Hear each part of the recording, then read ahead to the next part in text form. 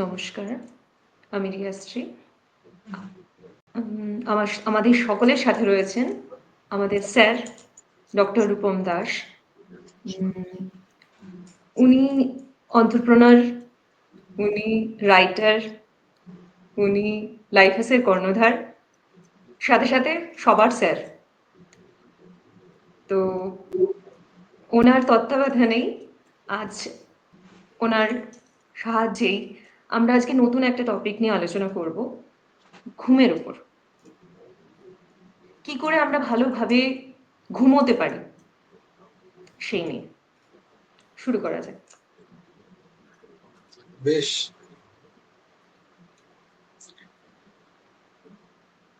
তো তোমার ঘুমের হিস্ট্রিটা কি মামনি? আমি প্রচন্ড ঘুমোতাম আগে, মানে অত্যাধিক ঘুমোতাম আগে। 6-7 ঘন্টা তো ঘুমোতাম, কিন্তু ঘুমিয়েও তখন মনে হতো যে ঘুমটা পূরণ হয়নি। আগে বলতে আগে বলতে আমি যদি দেখি, আমি যখন স্কুলে পড়তাম তখন, তারপর যখন আমার ছেলে হয় তখন আরো বেশি ঘুমোতাম। আস্তে আস্তে বলছি এক একটা সময়। তারপরে বিয়ের পরও অনেক সময় আহ, অনেক সময় থাকতো ঘুমানোর, কিন্তু সেই ঘুমানোর পরও মনে হতো যেন ঘুমটা ঠিক সম্পূর্ণ হয়নি। আবার কিছু কিছু সময় দেখতাম যখন 1 ঘন্টাও ঘুমিয়েছি, ঘুমটা পূরণ হয়ে গেছে। তো বিভিন্ন রকম সময় বিভিন্ন সময় আমি দেখেছি যে ঘুমের এই আপ আপ অ্যান্ড ডাউন যে ব্যাপারটা, সেটা তার মানে তুমি প্রচুর ঘুমিয়েছো। জীবনে আর যা কিছু করেছি ঘুমিয়েছি প্রচুর। তাহলে তুমি ঘুমের টপিকটা চুজ করলে কেন আজকে? কি তোমার অবজেক্টিভটা কি টপিকটা চুজ করার, আলোচনার জন্য? এখন দেখেছি যে ছোট ছেলেমেয়েরা, মেয়েরা, আমার মতো বয়সী মেয়েরা বা আমার থেকে বড় যারা আছেন, প্রত্যেকের ঘরে ঘরে একটা সমস্যা হচ্ছে, পরিবারের মধ্যে কেউ না কেউ রাত্রেবেলা মানে ঘুমের একটা সমস্যায় ভুগছেন, ঘুম হচ্ছে না। একটা অতি সাধারণ, আমার কাছে মনে হচ্ছে যে সর্বসাধারণের জন্য এটা একটা কমন বিষয় যে সবার ঘুম হচ্ছে না। সবার বলতে স্পেসিফিক্যালি কিছু কিছু মানুষের কিছু কিছু সময় নির্দিষ্ট যে রাত্রেবেলার ঘুমটা প্রয়োজন হয়, সেইটা ঘুম হচ্ছে না। কেন? না, সে তো হলো মানুষের প্রবলেম হলো, কিন্তু সেই প্রবলেমটা তুমি তো ফেস করোনি, তাহলে তুমি সেই প্রবলেমটা বুঝবে কি করে? আমিও ফেস করেছি। কিছু কিছু সময় আমিও দেখেছি যে রাত্রিবেলা বেশ যখন ফোন নিয়ে দেখেছি, ঘুম আসছে না, যখন ফোন দেখতেই থেকেছি, রাত আচ্ছা, 1টা বেজে গেছে, 2টো বেজে গেছে, তাও ঘুম আসছে না। মানে ঘুমানোর জন্য ফোনটা দেখছি, কিন্তু সেই ফোনটা দেখার পরেও আর ঘুম আসছে না। আচ্ছা। আর ঘুম আর ঘুম বলতে তুমি কি বোঝো, মানে কতটা বোঝো? ঘুমানো কাকে বলে? ঘুম বলতে কি বলি আর কি, রেস্ট, টায়ার্ডের পরে যে রেস্টটা হয় সেই রেস্ট বলতে পারি। তো খাটের উপরে শুয়ে থাকাও তো রেস্ট।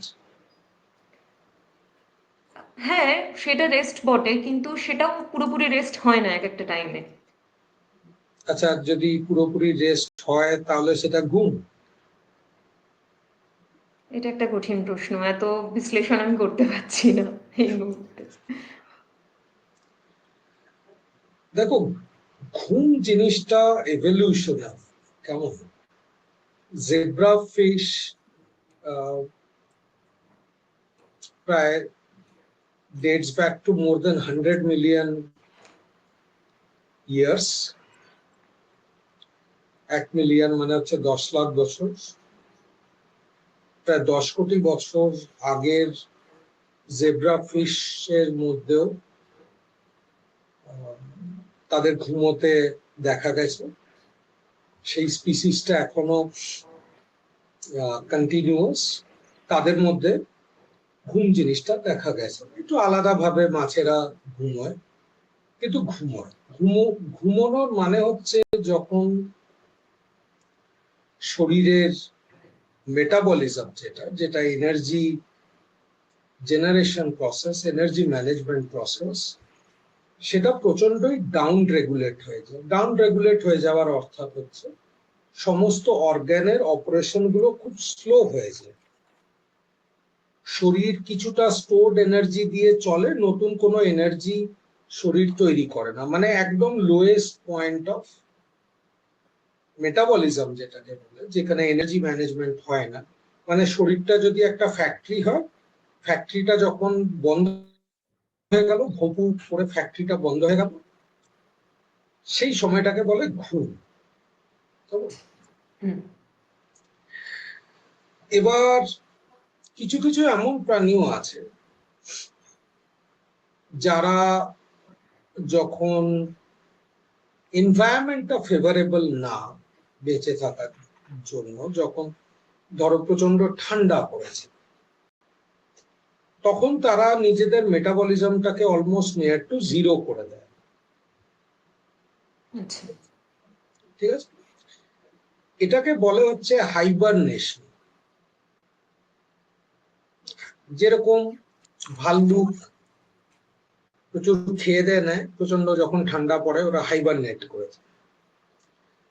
কিছু যে ব্যাকটেরিয়া রয়েছে, প্রচন্ড ঠান্ডা যখন পড়ে, ইদানিং কিছু পুরনো ফসিলস এর ব্যাকটেরিয়া পাওয়া গেছে যেগুলো প্রায় 500 মিলিয়ন ইয়ার ওল্ড, এবং বরফের পাহাড়ের মাঝখান থেকে যখন পাথরগুলোকে বের করে ল্যাবে আনা হয়েছে, সেই ব্যাকটেরিয়া গুলো আবার রিভাইভ হয়ে গেছে। মানে প্রায় 500 মিলিয়ন বছর, মানে 50 কোটি বছর ধরে ব্যাকটেরিয়া গুলো ঘুমিয়েছিল বলতে পারো। ঠিক আছে,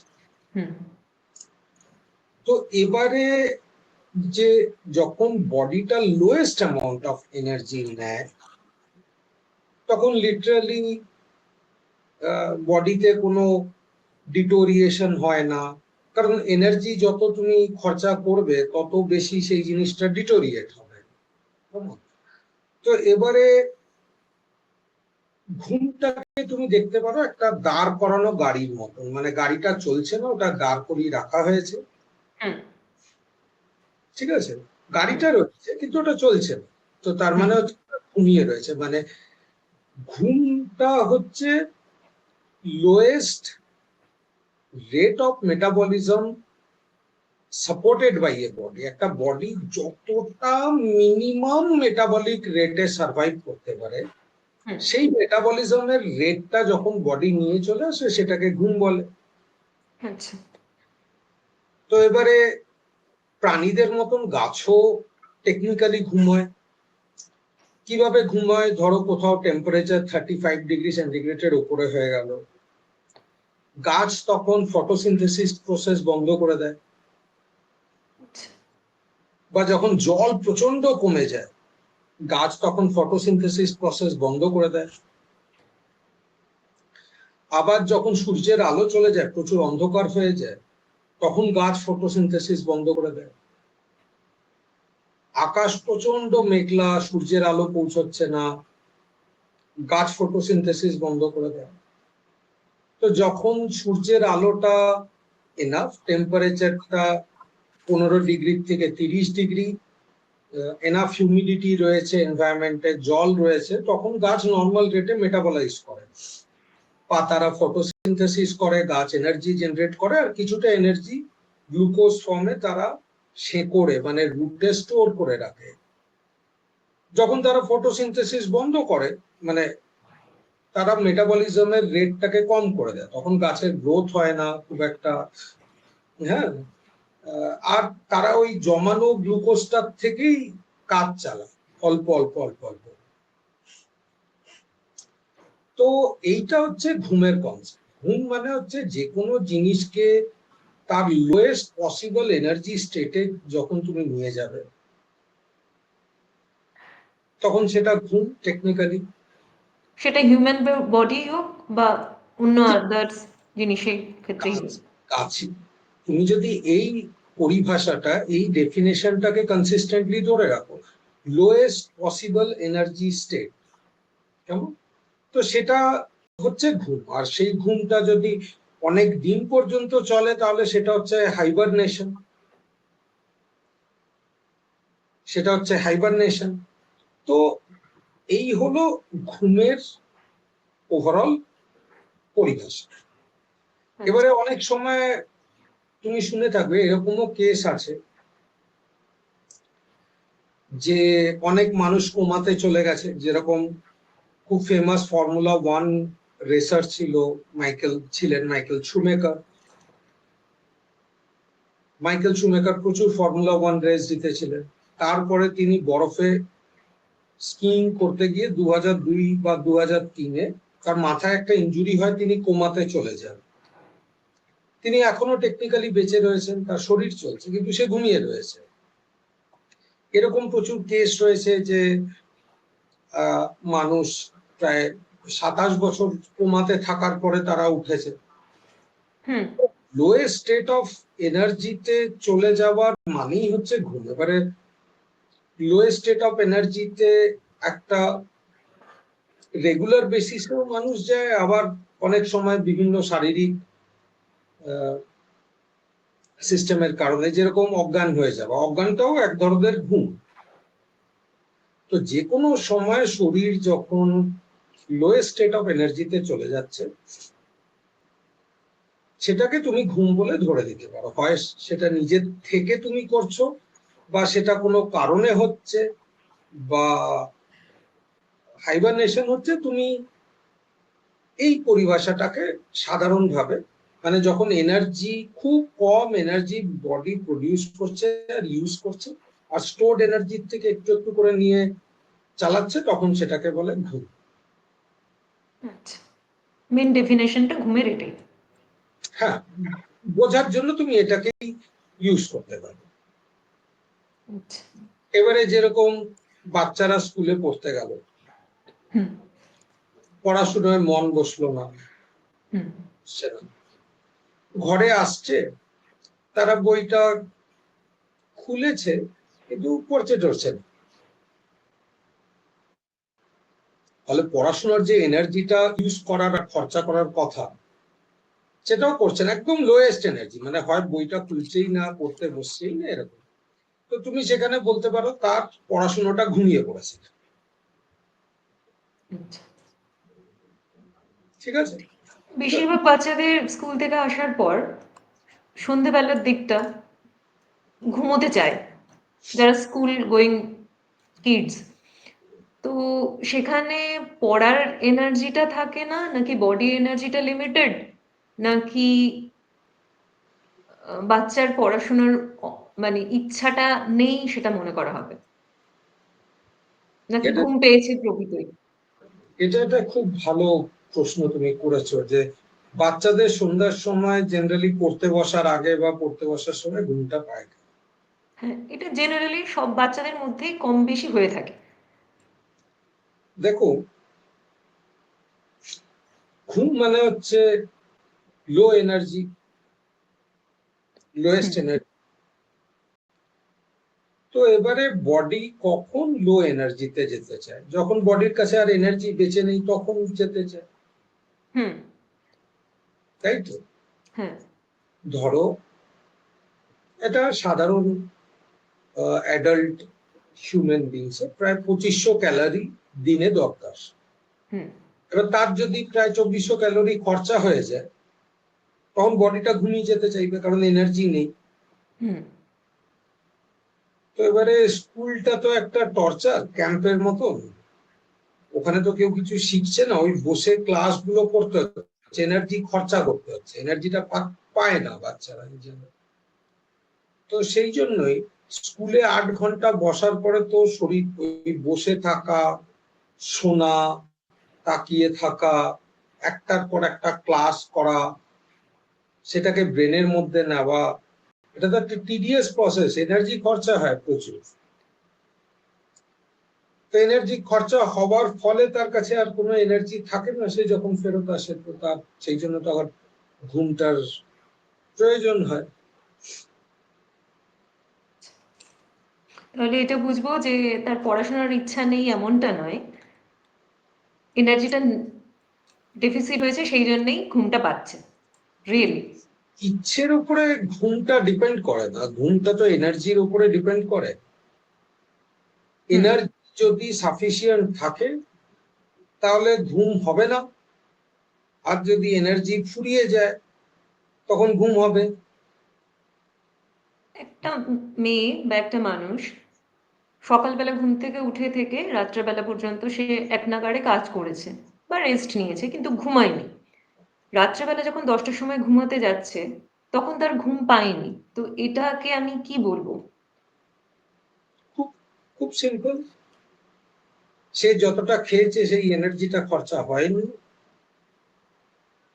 সেই জন্য তার ঘুম পাচ্ছে না। এবারে দেখো,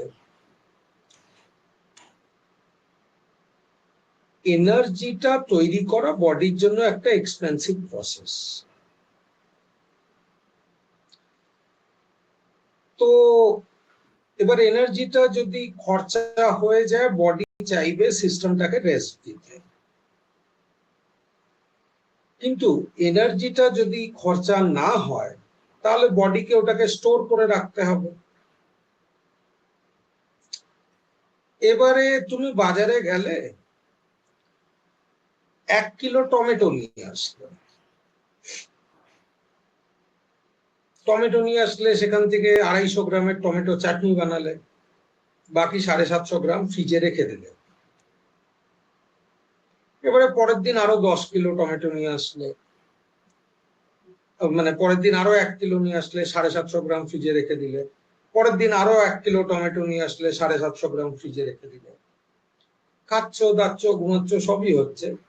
30 দিন পরে তুমি দেখবে তোমার ফ্রিজে আর জায়গা নেই। 30 দিন পরে তুমি দেখবে তোমার ফ্রিজে আর জায়গা নেই। হুম। এবারে তোমার টমেটোটা রোজ রান্না করাটা অভ্যেস হয়ে গেছে, হুম। কিন্তু তোমার ফ্রিজে আর জায়গা নেই। তোমার ইরিটেশন লাগবে যে প্রচুর জমে রয়েছে, হচ্ছে না।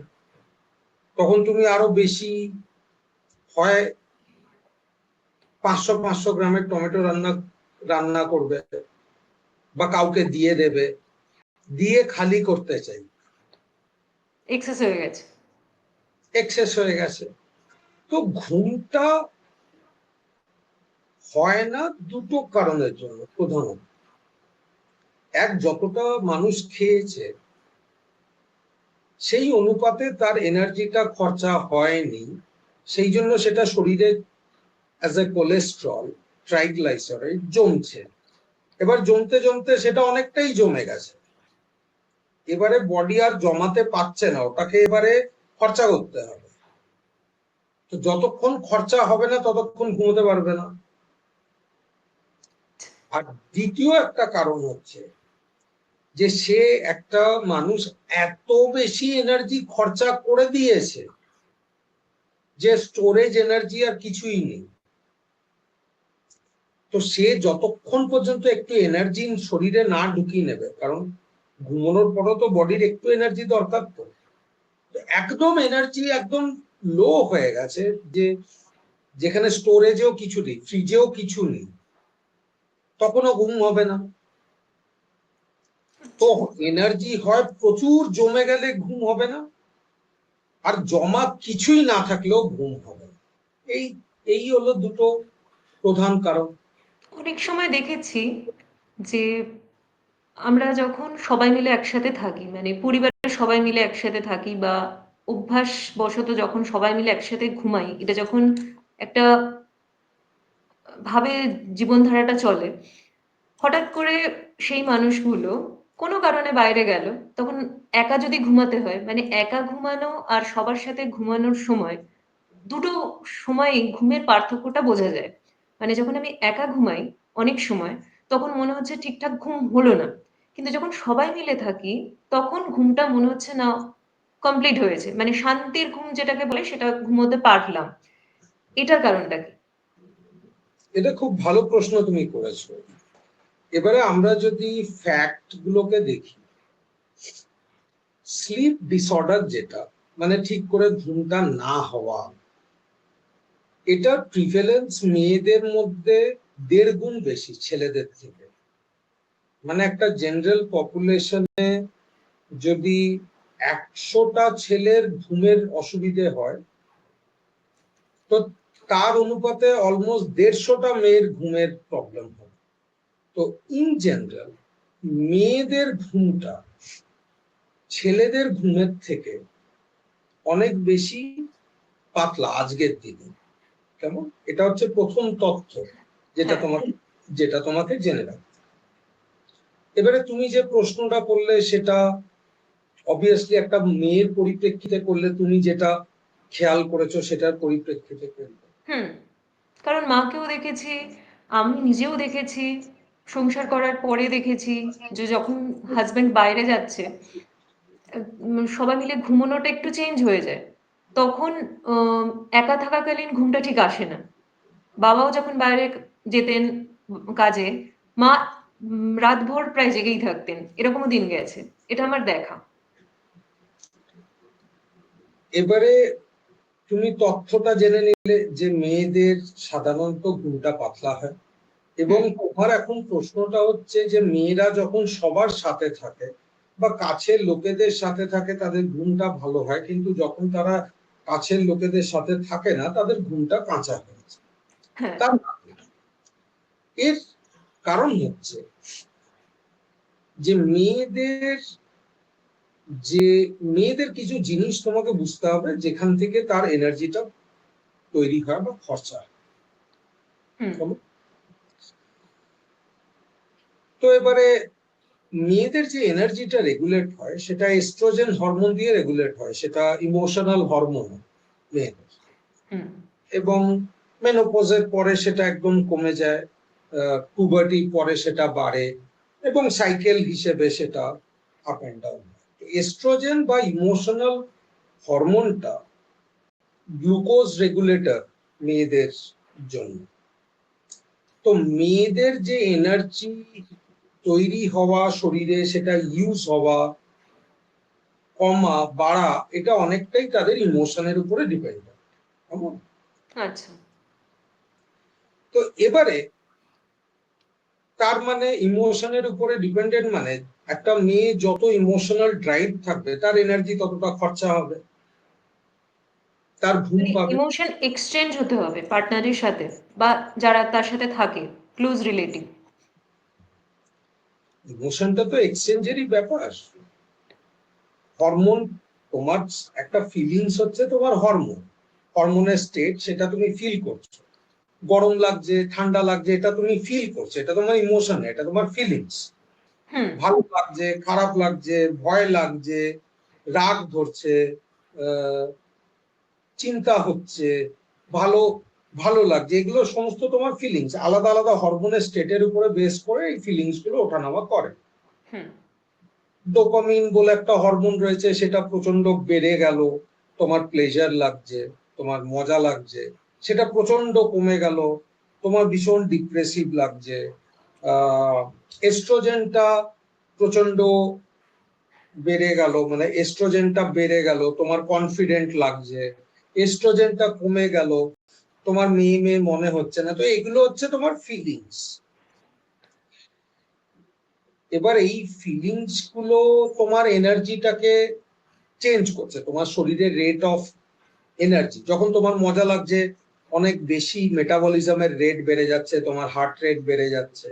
আবার যখন প্রচন্ড ভয় হচ্ছে তখনও প্রচুর এনার্জি বেড়ে যাচ্ছে, চিন্তা বেড়ে যাচ্ছে, হার্ট রেট বেড়ে যাচ্ছে।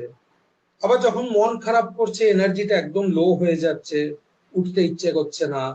যেমন এক্সামের সময় আমাদের সবারই না না, দাঁড়াও দাঁড়াও, এক্সামটা আবার পরের কনটেক্সট, আগে এই ব্যাপারটাকে শেষ করে নিই, কেমন? ঠিক আছে। হুম তো এবারে মেয়েদের যেরকম আমরা কালকে আহ কথোপকথনে ডিসকাস করছিলাম যে অ্যাটেনশনটা একটা প্রাইমারি নিড মেয়েদের কাছে, কেমন? হুম হ্যাঁ এবারে কি হয়, মেয়েদের যে এস্ট্রোজেনের সাইকেলটা, সেটা ভোরবেলা 6টা থেকে নিয়ে 9টা পর্যন্ত বাড়ে। অর্থাৎ মেয়েদের ইমোশনটা বেস্ট থাকে সকাল 6টা থেকে নিয়ে 9টা পর্যন্ত, হুম আর তাদের এস্ট্রোজেনটা কমে যায় রাত 9টার কাছাকাছি। হুম কেমন? একটা হুম সাইকেল। তো রাতে বেলা মেয়েরা এমনিতেই প্রচন্ড লো ফিল করে, কেমন? তো সেই সময় যদি তার শরীরে একদমই এনার্জি না থাকে আর সে প্রচন্ড লো ফিল করে, যেরকম আমরা কিছুক্ষণ আগে ডিসকাস করলাম, তাহলে তার ঘুম হবে না। তো সেই সময় সে যদি গল্প শুনে, কথাবার্তা বলে, তার একটু এনার্জিটা এক্সচেঞ্জ হয়, কেমন? তো একটুখানি এস্ট্রোজেনটা বেড়ে যায়, একটু আপ রেগুলেট হয়ে যায় গ্লুকোজটা, তার ঘুম চলে আসে। এবারে যখনই মেয়েদের চারপাশে কেউ থাকে না, প্রথমত তারা অ্যাটেনশনটা পায় না, দ্বিতীয়ত তাদের যখন ইমোশনটা কমে আসে, এস্ট্রোজেনটা কমে আসে রাতের দিকে, তখন সেটাকে বুস্ট করার জন্য কেউ থাকে না, তাদেরকে কেউ এনার্জি দেওয়ার জন্য থাকে না। তৃতীয়ত তাদের একটু ভয় লাগে একা একা থাকার সময়, ভয়ের সময় বিভিন্ন চিন্তা তৈরি হয়, সেফ লাগে না। সেফ লাগে না, চিন্তা বেড়ে যায়। তো চিন্তা বেড়ে যায় মানে এখন মেশিনটা বন্ধ হতে পারে না, ব্রেনটা সবসময় অ্যাক্টিভ থাকে রাতের বেলা। তো সেই জন্যই যেহেতু মেয়েদের হরমোনটা প্রচন্ডই তাদের ফিলিংস আর মুড দিয়ে কন্ট্রোল, সেই জন্যই মেয়েদের মধ্যে ঘুমের প্রবলেমটা অনেক বেশি। এবং সেই জন্যই যখন চারপাশে যখন অনেকে থাকে, সবার সাথে কথাবার্তা হচ্ছে, একটা গতানুগতিক জীবন হচ্ছে, সবাইকে নিজের এনার্জিটা দিতে পারছে, লো এনার্জি হচ্ছে, আবার কিছুটা ইমোশন পাচ্ছে, সে ঘুমিয়ে পড়ছে। কেউ যখন নেই তখন তার শরীরটা তো ততটা এনার্জি খরচা করতে পারছে না, কারণ মেয়েরা একটা সিগনিফিকেন্ট অ্যামাউন্ট অফ এনার্জি খরচা করে ইন্টারাকশনের থ্রুতে, কথা বলে। বকর বকর করতে পারে না, লোকজন না থাকলে বকর বকর করতে পারে না, তো এবার এনার্জিটা তো আর খরচা হচ্ছে না। হুম। তো যেহেতু দিনের শেষে এখনো এনার্জি রয়ে গেছে, তারপরে আবার ব্রেনটাও চলছে, সেই জন্যই ঘরে লোকজন যখন কমে আসে বা তারা কোনো মেয়ে যখন একা থাকে, অধিকাংশই তার ঘুমের সমস্যা দেখা দেয়, এটাই হচ্ছে কারণ।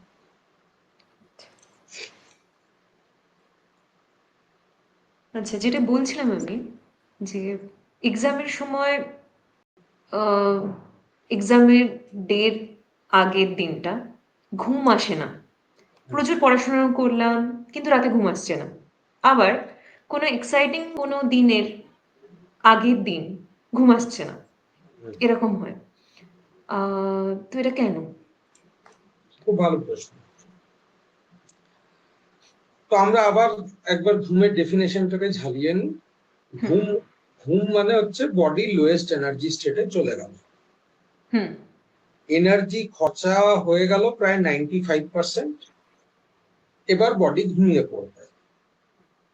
এবার এনার্জি 60-70% বডির খরচা হয়নি, বডি ঘুমোতে চাইবে।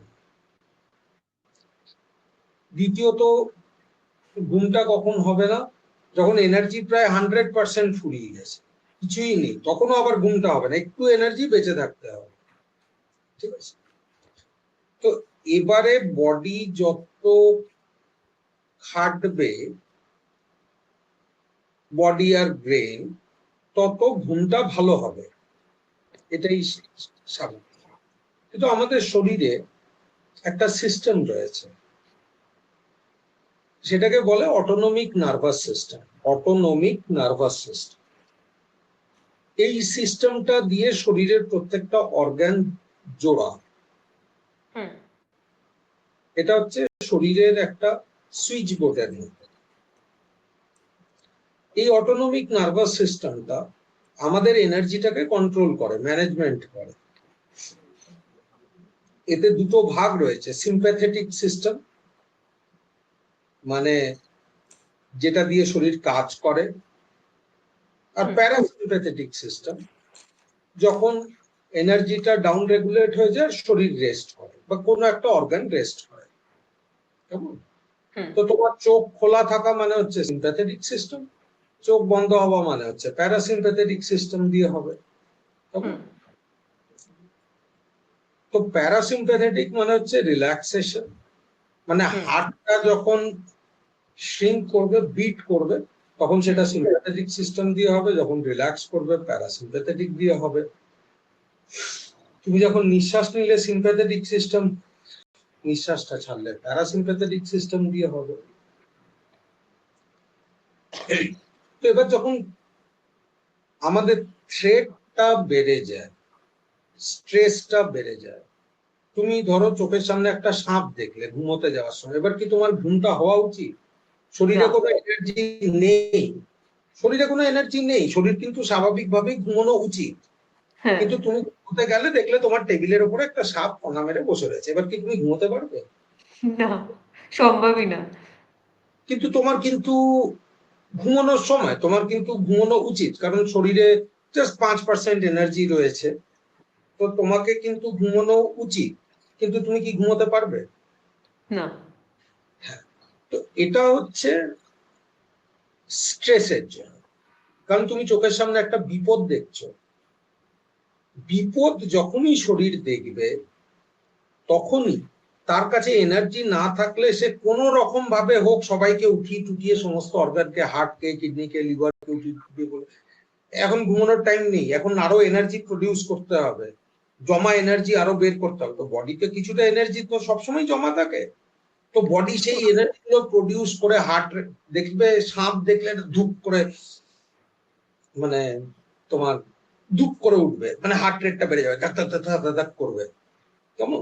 তার মানে হচ্ছে বডির সিম্প্যাথেটিক অ্যাক্টিভিটিটা বেড়ে গেল। আচ্ছা। এবারে যখন তুমি স্ট্রেসে থাকবে তখন বডিটা অ্যাক্টিভ থাকবে, নিয়ম অনুসারে অ্যাক্টিভ থাকতে হবে, কারণ তুমি সাপ দেখলে মানে তোমার চোখের সামনে একটা সিংহ, তুমি টায়ার্ড হয়ে গেছো, এবার তুমি ঘুমিয়ে পড়লে, তো আর তুমি ওই ঘুম থেকে আর উঠবেই না, তাই না? হ্যাঁ, সিংহটা একদম। থাকলে তো তোমাকে, তোমার ঘুমানো উচিত না। তো শরীর কোনো স্ট্রেস থাকলে ঘুমায় না, শোয় না, সে এনার্জিটাকে ইউজ করতে থাকে। তো শরীর কিভাবে আগে এই বিপদটা চলে যাক তারপর একটু বেশি ঘুমিয়ে নেয়, বুঝেছো? এবার যেরকম অধিকাংশ লোকেই যখন পরীক্ষা দেয় তার একটা চিন্তা স্বাভাবিকভাবেই থাকে সেই রেজাল্টটাকে নিয়ে, হুম। একটা ভয় থাকে, পাস করবো কিনা, কি কোশ্চেন আসবে, লিখতে পারবো কিনা, ঠিক আছে? তো এখানে কেউ সাপ দেখছে না, কিন্তু সাপ যেরকম ফনা মেরে শরীরে অসুবিধা ক্রিয়েট করতে পারে, সেরকমই রেজাল্টটা খারাপ হলে মা বাবা প্রবলেম ক্রিয়েট করতে পারে, রিলেটিভরা অনেক কিছু বলতে পারে।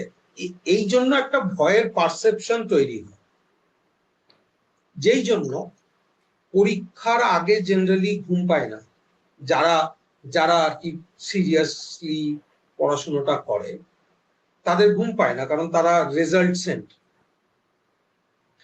আবার দেখবে পরীক্ষার পরেও ঘুম পায় না, হ্যাঁ, পরীক্ষা পরীক্ষার কমপ্লিট হয়ে গেছে, ভেবেছি অনেক ঘুমোবো, কিন্তু ঘুম হচ্ছে না। ঘুম হচ্ছে না। কেন ঘুম হচ্ছে না? কারণ পরীক্ষার পরে এনার্জিটা খরচাই হচ্ছে না, সেই জন্য সিম্পল ঘুম। লজিক।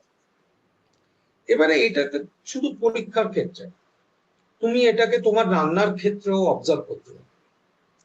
ধরো কোনো একটা কাজ যেখানে একটা রেজাল্ট সেন্ট্রিসিটি আছে, মানে ঘরে 5 জন এসছে, আমাকে 40টা রুটি করতে হবে, তুমি দেখবে রুটি করার সময় না তোমার ভীষণ মাথাটাও মানে গোনাগুনতি রুটি করতে হবে, 40টা রুটি মিনিমাম করতে হবে, তুমি দেখবে মাথাটা গরম হয়ে যাচ্ছে।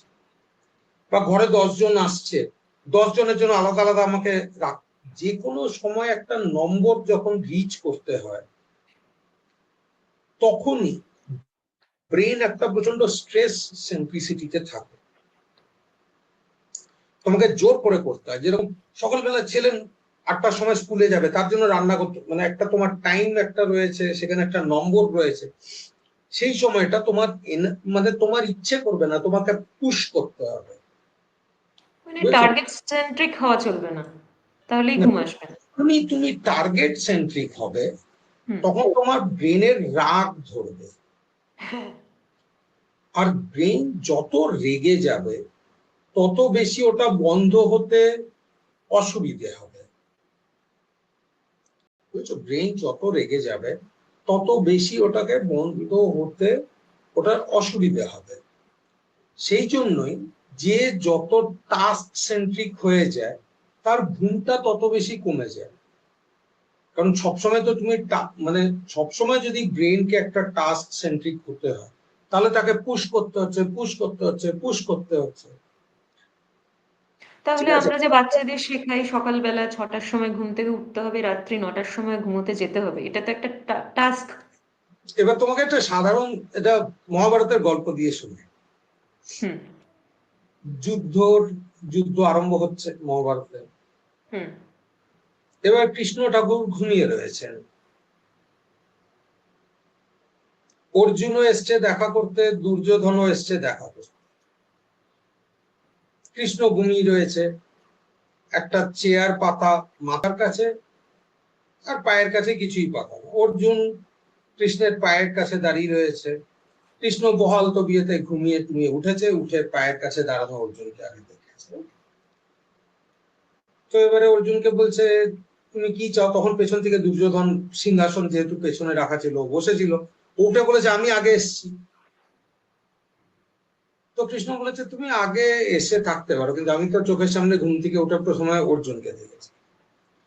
তো তুমি কি চাও বলো। তো অর্জুন বলেছে যে আমি কৃষ্ণ তোমাকেই চাই। দুর্যোধন খুশি হয়ে গেছে, তো বলছে আমি তাহলে নারায়ণী সেনা নিয়ে যাবো। এটা হচ্ছে মহাভারতের কনটেক্সট। কিন্তু যেটা তোমাকে ডিপলি এই গল্পের মধ্যে যেটা ইম্পর্টেন্ট, সেটা হচ্ছে যুদ্ধ বাঁধছে, কারো চোখে ঘুম নেই।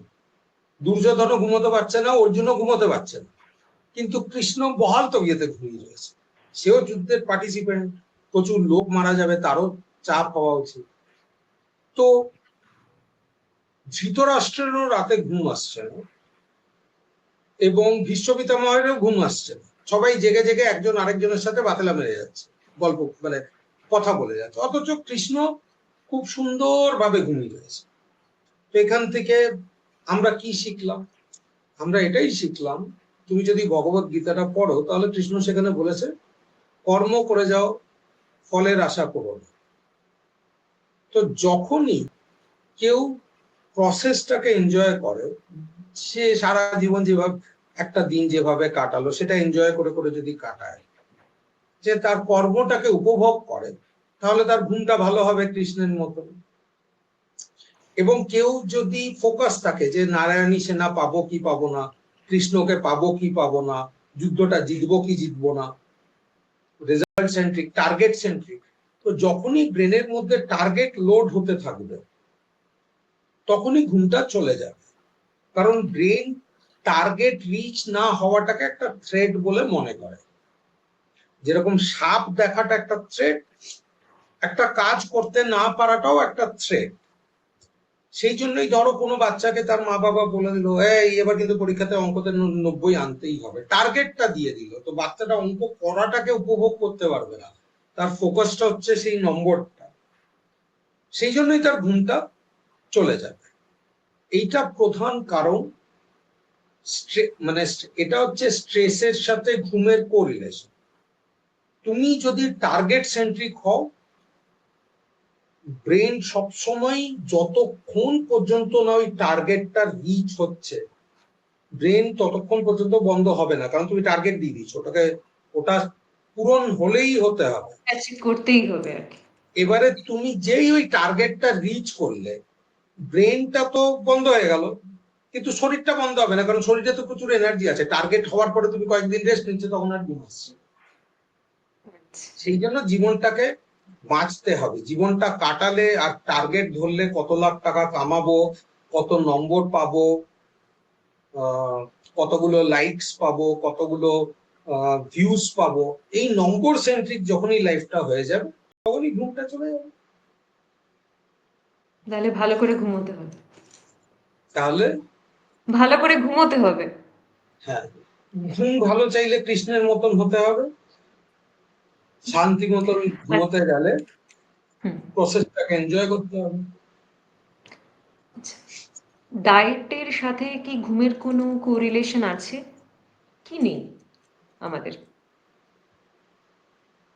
উপোস করলে ঘুম আসবে, কারণ এনার্জিটা, মানে তুমি যদি শরীরটা না নাড়াচাড়া করো বা ব্রেনটাকে না নাড়াচাড়া করো এবং প্রচুর খেয়ে যাও, প্রচুর খেতেই থাকো, তাহলে তো ঘুমটা আসবে না। অর্থাৎ তোমার যদি এনার্জি অনেক কম খরচা হয়, যতটা তুমি ইনটেক করছো তার থেকে অনেক কম খরচা হয়, এনার্জিটা যদি জমতে থাকে, তাহলে ঘুমের প্রবলেম হবে। অর্থাৎ যারা মোটা হয়ে যায়, তাদের মোটা যখন হচ্ছে তারা তখন ঘুমটা প্রচুর পাবে, কিন্তু একবার প্রচুর মোটা হয়ে যাওয়ার পরে আর ঘুম আসবে না, কারণ এনার্জি স্টোর প্রচুর রয়ে গেছে, সেটা খরচা না হওয়া পর্যন্ত ঘুমটা ভালো হবে না। কেমন? তো এবারে আমাদের যে প্রাণীদের নিয়মটা কি, খিদে পেলে খাবো, জল তেষ্টা পেলে জল খাবো, ঘুম পেলে ঘুমাবো, বাথরুম পেলে মানে ইউরিন পেলে আমরা বাথরুমে যাব, পায়খানা পেলে আমরা টয়লেট যাব, ব্যথা পেলে আমরা একটুখানি সেই ব্যথায় হাত দিয়ে বসবো, কোথাও রক্ত বেরোলে সেটাকে আমরা ব্যান্ডেজ করব। এই তো মানে খিদে পেলে খাবো, ঘুম পেলে ঘুমাবো, পেছা পেলে বাথরুম যাব, এটা হচ্ছে নিয়ম। তো শরীর আমাকে বলে দেবে যে আমাকে কি করতে হবে। কিন্তু মডার্ন টাইমসটা কিরকম হয়েছে, কিছু পাক আর না পাক, সকালবেলা 7টার সময় ব্রেকফাস্ট করব, দুপুরবেলা 12টার সময় লাঞ্চ করব, বিকেলবেলা মানে সন্ধ্যের সময় 9টার সময় আমি ডিনার করব। অর্থাৎ আমার এভ্যালুয়েশনের দরকার নেই যে আজকে আমি যতটা খাবার খাচ্ছি সেই অনুপাতে কি আমার এনার্জিটা খরচা হয়েছে। আমি একটা বাঁধা ধরা হিসেবে, নম্বর হিসেবে নিচ্ছি।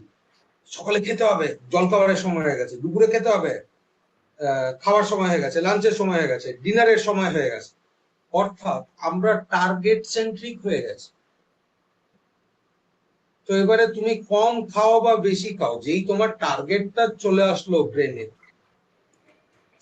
তখনই তোমার ব্রেন নর্মাল নয়, ফোকাস হচ্ছে ওই টার্গেটটা, সে তখন ওটা টার্গেটটা রিচ না করাটাকে একটা থ্রেট বলে মনে করবে।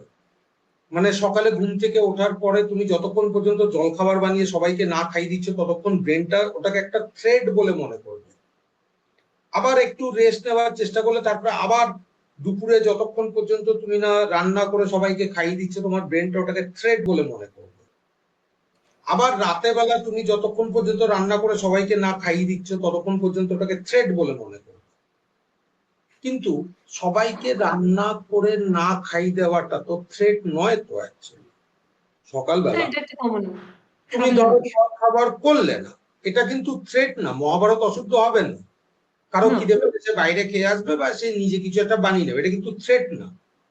তার মানে একটা সাধারণ সিচুয়েশনকে তুমি থ্রেটে কনভার্ট করে নিলে, এবারে তুমি যদি রোজ দিনে 3বার করে একটা থ্রেট অনুভব করো, তোমার ব্রেনের ওই থ্রেটে থাকাটা প্র্যাকটিস হয়ে যাবে।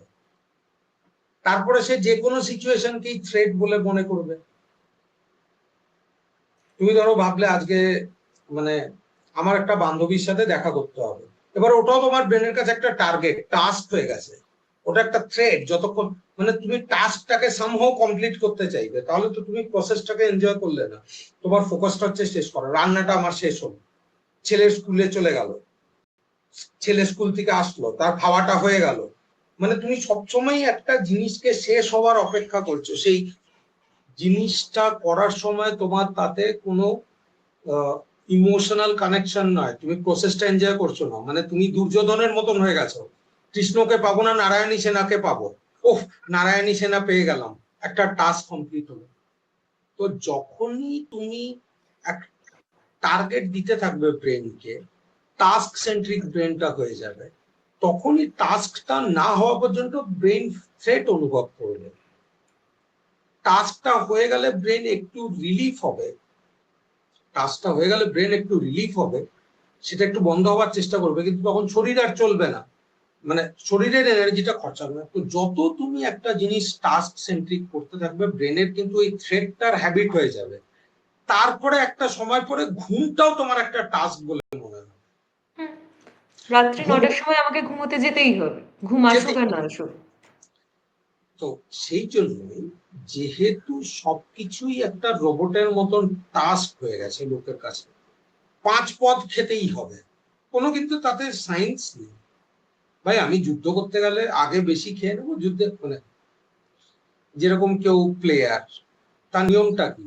সে যখন প্র্যাকটিস করছে তখন আগে তার একটা আলাদা ধরনের খাওয়া দাওয়া, তারপরে একটা টুর্নামেন্ট আসছে, টুর্নামেন্ট আসার আগে সে একটু ফ্যাট বেশি খেয়ে নেবে, একটু স্লাইট চর্বি নিয়ে নেবে।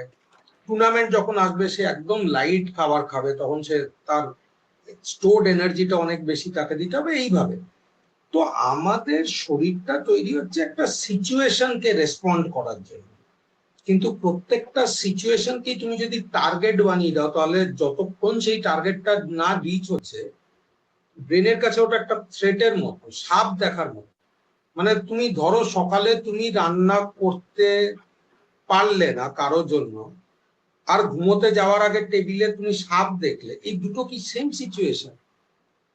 কিন্তু ব্রেন যদি এইভাবেই দেখে সিচুয়েশনটাকে, তার মানে হচ্ছে পরীক্ষাতে কম নম্বর পাওয়া সাপ দেখার মতো, জল খাবার না বানাতে পারাও সাপ দেখার মতো, জল খাবার বানিয়ে সবাইকে না খাওয়ানো পর্যন্ত সাপের মতন। তো যেহেতু একটা টাস্ক থেকে একটা টাস্ক, একটা টাস্ক থেকে একটা টাস্ক, একটা থ্রেড থেকে একটা থ্রেড, ব্রেন সবসময় থ্রেডের মধ্যে রয়েছে। একটা সময় পরে ওই প্যারাসিম্প্যাথেটিক সিস্টেম, যেটা রেস্ট পাওয়ার কথা, ওটা পুরোপুরি চলে যায়। সেই জন্যই আর মেয়েরা, এবার মেয়েদেরকে দেখো, আমাদের তো কলোনিয়াল সিস্টেম, মেয়েদেরকে বিভিন্নভাবে ম্যানিপুলেট করা হয়, গ্যাস লাইটিং করা, মেয়েদেরকে চড়িয়ে রাখা হয়। কারণ মেয়েদের এনার্জিটা জেনারেলি বেশি, তো তাদের এনার্জিটাকে ইউজ করতে হবে। তো কিরকম কিরকম ম্যানিপুলেট করা? মা দুর্গার একটা 10 হাতের মূর্তি, মানে মেয়েরা একসাথে অনেক কাজ করতে পারে। সবাই কি বলবে? মেয়েরা মাল্টিটাস্কিং করতে পারে, একসাথে বরকে টিফিন দিচ্ছে, বাচ্চাকে টিফিন দিচ্ছে, সবকিছু করতে পারছে। এইগুলো বলে বলে তাদেরকে চড়িয়ে দেওয়া হয়। আদতে মানুষের শরীর আর মন তো টাস্ক করার জন্য তৈরি নয়, বাঁচার জন্য তৈরি। যেটা করতে হবে সেটা ব্রেন, হার্ট সব মিলেমিশে করে নেবে। কিন্তু যখনই তুমি টার্গেট দিয়ে দেবে, এখন রান্না করতে হবে, রান্না করার পরে বাসন মাজতে হবে, 5টা পদ করতে হবে, একটা পদ আলুর তরকারি, একটা পদ আলু হতে হবে, একটা মাছ হতে হবে, একটা টমেটো হতে হবে। তো এটা একটা ট্রেনিং দেওয়া হয় মেয়েদেরকে, ট্রেনিং, সব কিছুতে টাস্ক করা। তো এই টাস্কটা করতে করতে করতে করতে তাদের বডিটা একটা ফ্যাক্টরির মতন হয়েছে।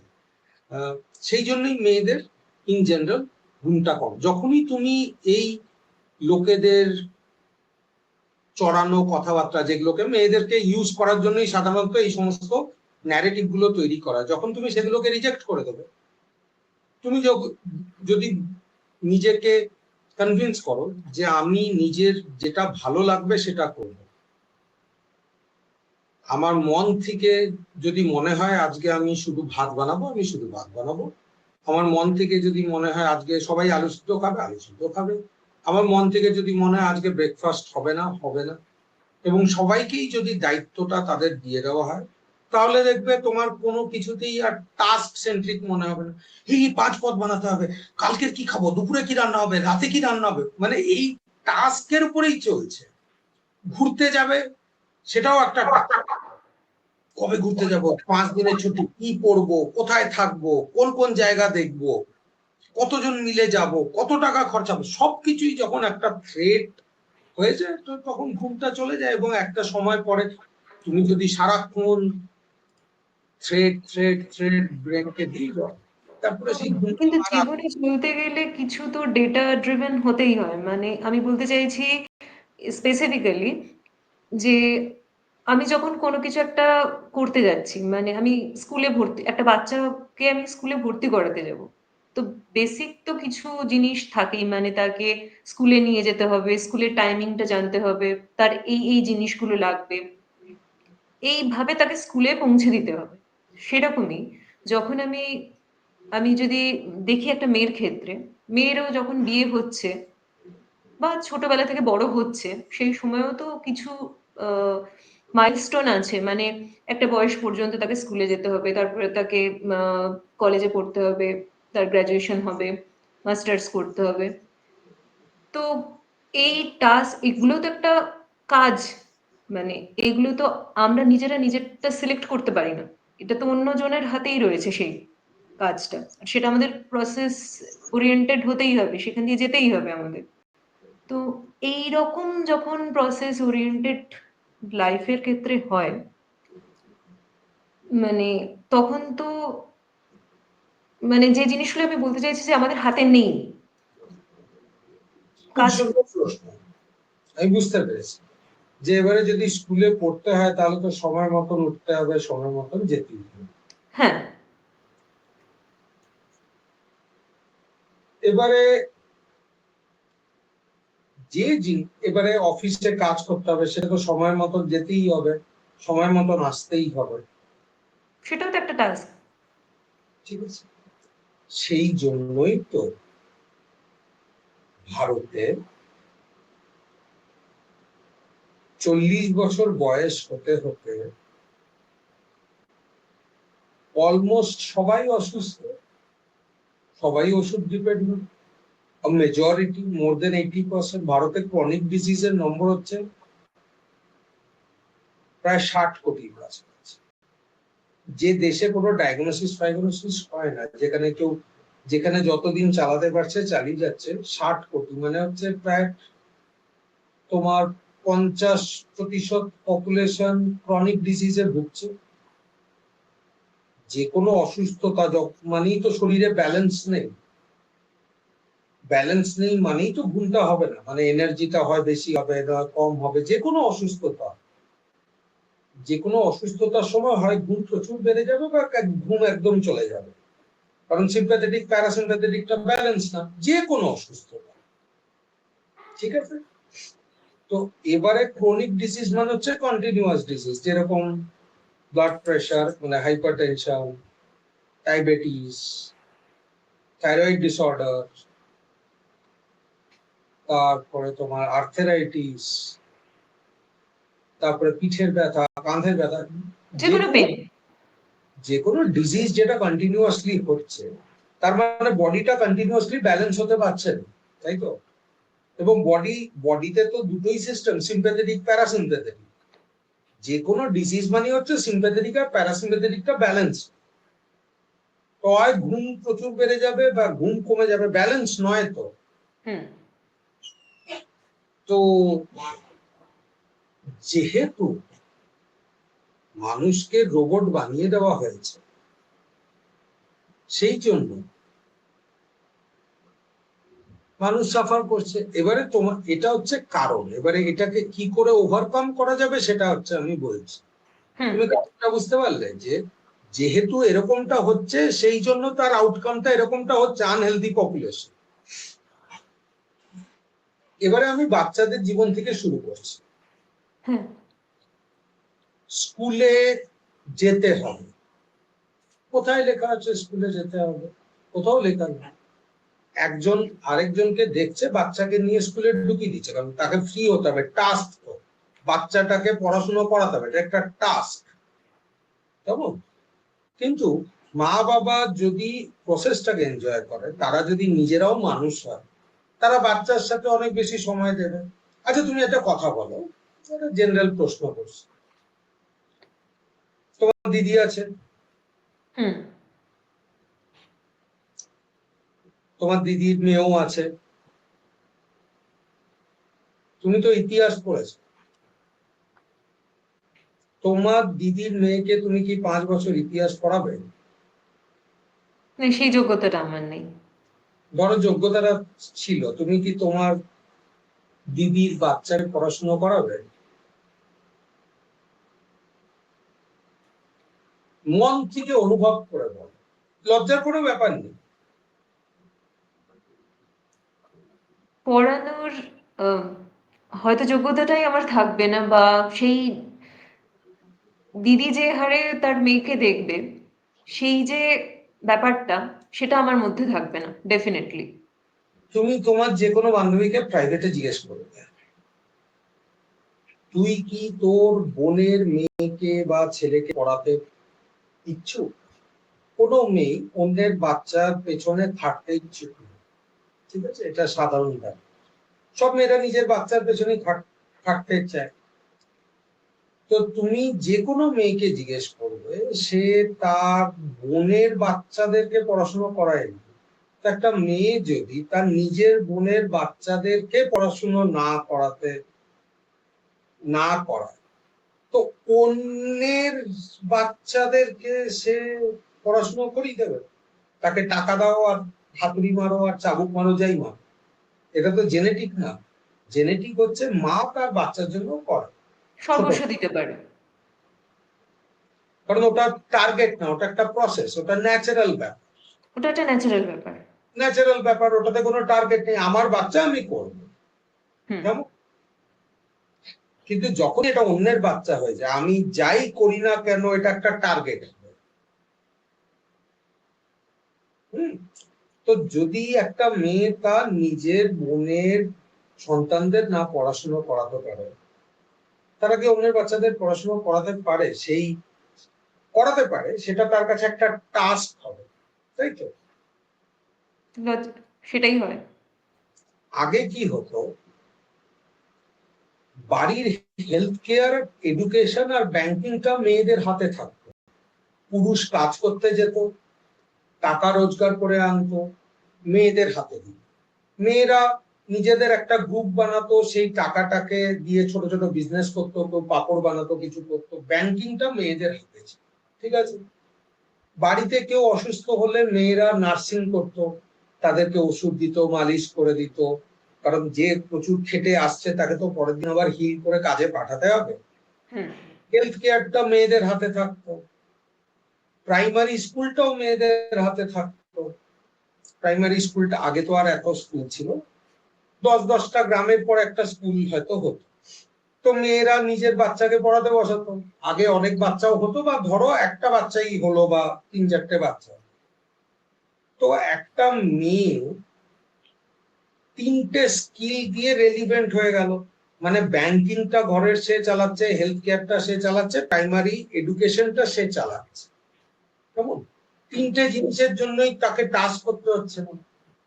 মানে বর বর প্রচন্ড টায়ার্ড হয়ে এসছে 14 ঘন্টা 15 ঘন্টা খনিতে কাজ করার পরে, ফ্যাক্টরিতে কাজ করার পরে, তাকে একটু সেবা করে হিল করে তাকে আবার দাঁড় করিয়ে দিলাম পরের দিন।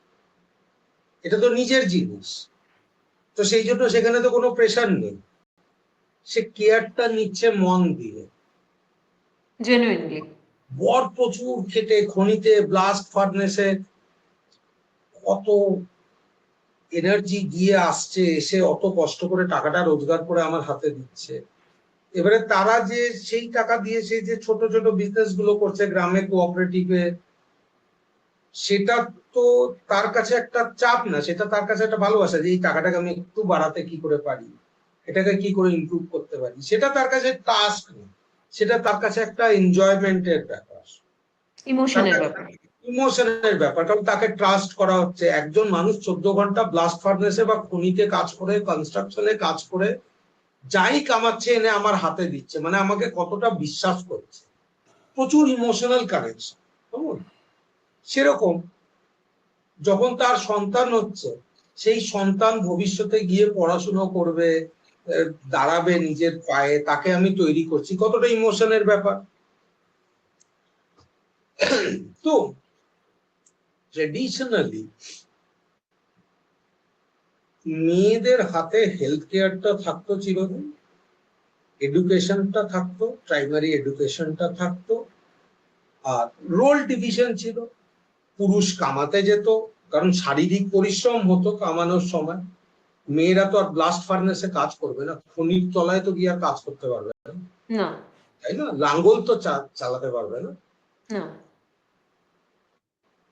শারীরিক পরিশ্রমের দরকার খাবারটা অর্জন করার জন্য, তো সেই শারীরিক পরিশ্রম একজন দিচ্ছে, আরেকজন বাকি যে কাজগুলো বিজনেস, সেই টাকাটাকে বাড়ানো, তাকে সুস্থ রাখা, ঘরের সবাইকে সুস্থ রাখা, এই কাজগুলো করছে। তো সেই জন্য একটা ইমোশনের ব্যাপার ছিল। এবারে আজকের দিনে হেলথ কেয়ার ডাক্তারের উপরে ডিপেন্ডেন্ট। তুমি, যে তোমাকে দেখছে, যে তোমাকে অর্থ উপার্জন করে এনে দিচ্ছে, যে তার শরীর খাটিয়ে 14-16 ঘন্টা পরিবারের জন্য টাকা আনছে, তাকে ভালো করার জন্য যতটা তুমি কেয়ার দিতে পারবে, যতটা ইমোশনাল, আজকে অন্য কারোর জন্য কি তুমি সেই ইমোশনটা অ্যাটাচ করতে পারবে? ধরো আজকে তুমি নার্সের চাকরি করছো, তোমার কাছে তো একটা পেশেন্টই হবে, একটা নম্বর হবে, তাই না? টাস্ক ওরিয়েন্টেড হবে ওটা। টাস্ক ওরিয়েন্টেড হবে। তাহলে মেয়েরা যে নার্সিংটা করে বা হোম থেরাপি, আগে সব মেয়েরাই ঘরে ঘরে ডাক্তার, সর্দি কাশি অসুখ যাই হোক তাদের কাছে এখনো ঘরে আছে কম বেশি। কম বেশি। কিন্তু এখন মোটামুটি ট্রেন তো, ডাক্তারকে দেখাতে হবে, টাকা খরচা করতে হবে। তো এবারে আজকের দিনে ব্যাংকটাও সেপারেট, হেলথ কেয়ারটাও সেপারেট, এডুকেশনটাও সেপারেট, সবকিছুই কর্পোরেশন নিয়ে নিয়েছে, সবকিছুই সেই জন্য টাস্ক ড্রিভেন, সেই জন্য তার আউটকামটাও বাজে। তো এবারে কোথাও কিন্তু লেখা নেই যে তোমাকে বাচ্চাকে স্কুলে পাঠাতেই হবে। তুমি তুমি কিন্তু জানো না যে তুমি কিন্তু নিজেও স্কুলে গিয়ে বেনিফিটেড হও, তুমি কিন্তু নিজেও পড়াশুনো করো, না, সে তো করিনি। কিন্তু যেহেতু সবাই পাঠাচ্ছে তাই আমাকে পাঠাতে হবে। কিন্তু এটা এটা তো আমার মাথাতেও তো থাকবে, যেহেতু আমি পড়িনি, আমার ছেলে যাতে ভালো হয় বা মেয়ে যাতে ভালো হয়, তার জন্য আমি তাদের সিস্টেমে রাখবো। এটা হচ্ছে আরেকটা মানসিক বিকৃতি, এটাকে বলে মানসিক বিকৃতি। মানসিক বিকৃতি কিভাবে? আমার জীবনের জন্য যা দরকার সেটা যদি না থাকে তাহলে আমি মরে যাব, তাই তো? অক্সিজেন না থাকলে আমি মরে যাব, খাওয়ার জল না থাকলে আমি মরে যাব, খাবার না থাকলে আমি মরে যাব, মরে যাব তো। হুম। মরে যখন যাইনি তখন যা কিছুই আছে সেটা জীবনের জন্য দরকার, হয় আমি বুঝতে পারছি বা বুঝতে পারছি না, সেটা আলাদা কথা। যেহেতু আমি মরে যাইনি, সেই জন্য আমার জীবনের সাথে জড়িত যে কোনো জিনিস আছে, ইচ্ছে অনিচ্ছে, ভালো লাগা ভালোবাসা, ভালো না লাগা ভালো না বাসা, পড়া না পড়া, সবকিছু মিলেই আমাকে বাঁচিয়ে রেখেছে, ঠিক আছে? তুমি যদি স্কুলে পড়াশুনো না করে মরে যেতে, তাহলে মরে যাওয়ার আগে বলে দিয়ে যেতে যারা পড়াশুনো করে না তারা কিন্তু মরে যায়, তাই আমার বাচ্চাকে পড়াশুনো করতে হবে। মানে বাচ্চা যে পড়াশুনো করুক সেটার জন্য তুমি বেঁচে থাকতে না, যদি পড়াশুনো না করার করলে তুমি মরে যেতে, বুঝেছো? বুঝেছি। তো এবার তুমি যেহেতু মরে যাওনি, কিন্তু তুমি ভাবছো আমি করিনি বলে আমার দুঃখটা, আরেক আমার বাচ্চা যদি করে তাহলে সে দুঃখ পাবে না। এবার যে পড়েছে সে দুঃখ পাচ্ছে কিনা তুমি কিন্তু তাকে গিয়ে জিজ্ঞেস করো, তুমি একটা ধারণা তৈরি করেছো। ওই যে কালকে আমি বললাম সবকিছুই ধারণার ব্যাপার। ধরো তোমার দিদি প্রচুর পড়াশোনা করেছে, তুমি কম করেছো, তো তাই বলে কি তোমার দিদি কোনো কষ্ট পাচ্ছে না?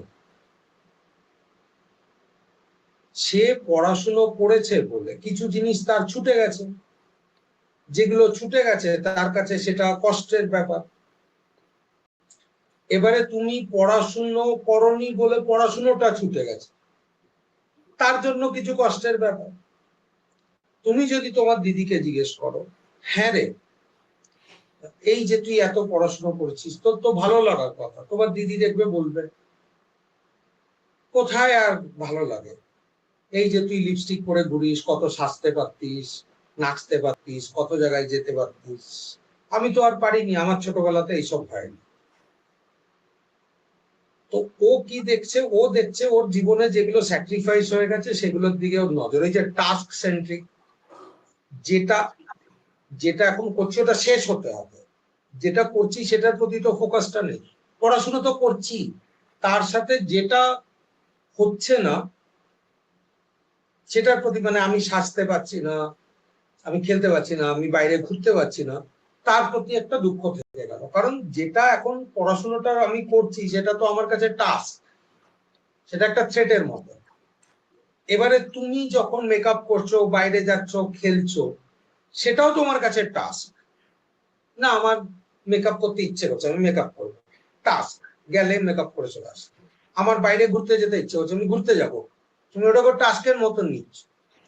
তো পড়াশোনার টাস্কটা তোমার ছুটলো, তোমার ঘোড়া সাজার টাস্কটা জুটলো, তোমার দিদির ঘোড়া সাজার টাস্কটা ছুটলো, পড়াশোনার টাস্কটা জুটলো।